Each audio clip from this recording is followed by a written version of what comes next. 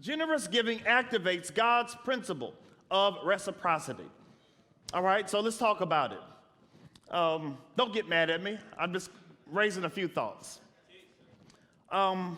We trust many other principles in life. And when we see the results, we keep trusting them.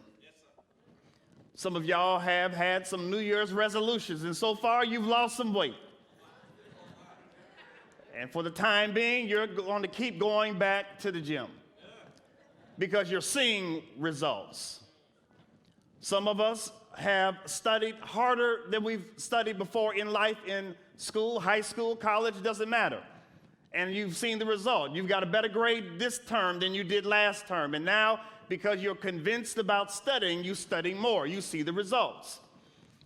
I have one question. If we can trust the process on anything else in nature or in life and see the results, then why do we have a hard time trusting God? All right, don't get mad at me. Here it comes. We can trust God in faith to heal.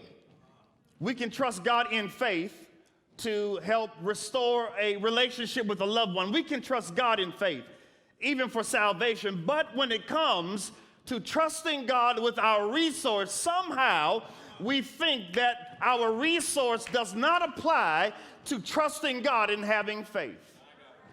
But my friends, I want to let you know that it's time now to give God a chance. Give God a chance, because this is the only space in our Christian, watch this, our principles that Jesus himself says this. This is what God says. God says, test me and see if I will do what I say. See, some of us have never gotten to the stage to actually test God to see if what he says will actually come true. Some of us have to get to the point where we say, Lord, I want to trust you and your process. I want to trust your word. Some of us are trusting God's word, but it's hard to move to the next stage. I just got my hand on giving, and I'm just really sowing generously. God, I don't need to go to another level. I'm all right where I am. But God says, in order to activate more of the principle, you've got to activate more of a sacrifice.